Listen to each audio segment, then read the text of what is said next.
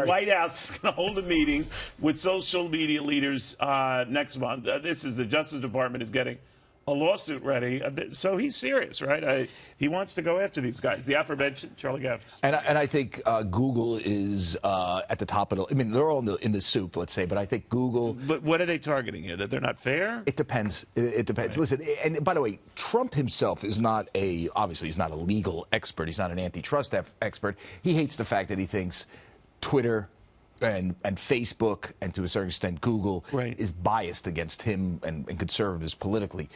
His Justice Department, though, and the FTC, to a certain extent, is looking at other issues, business-related issues.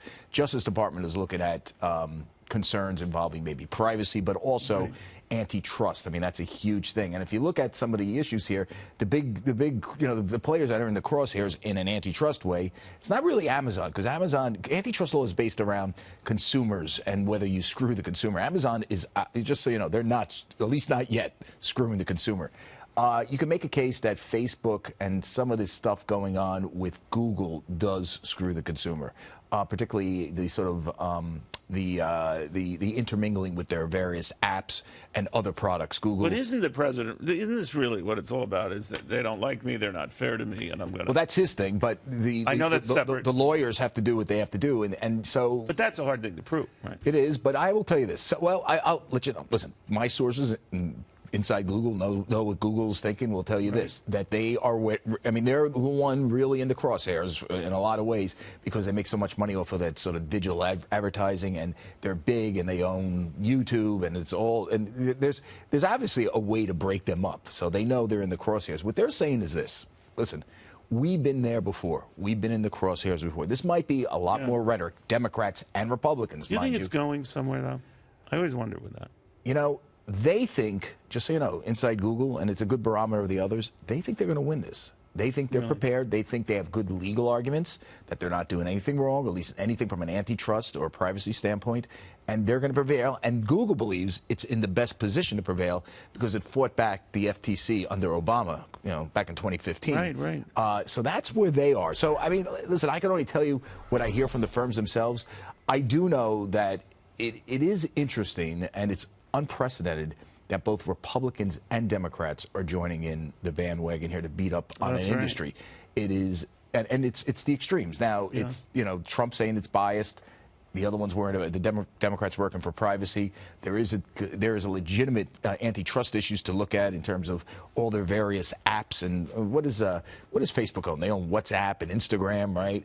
Google owns YouTube, right, and other issues. So when you sort of have these businesses where social media is going to be big, where I hear email is going to be the future. When you call these people, I'm sorry. The reason I just saw this Mike Wallace documentary. Hi, it's Mike Wallace.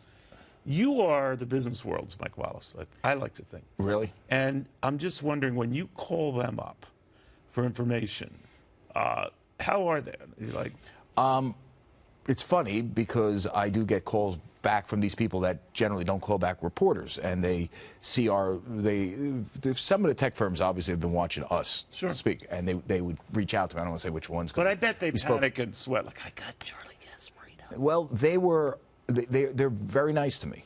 Sure. And I think part of it is I'm old. But that's a great testament. I'm older than I'm obviously a little more mature than the old days when I was like ready to rip everybody's heads off. Not a lot, but a little bit. But a little bit. Just a little bit. Just a little bit. Well, I think you should be very But I'm just saying that they have a side of the story. I think it's our job. And then you're calling them up. You want to talk to me?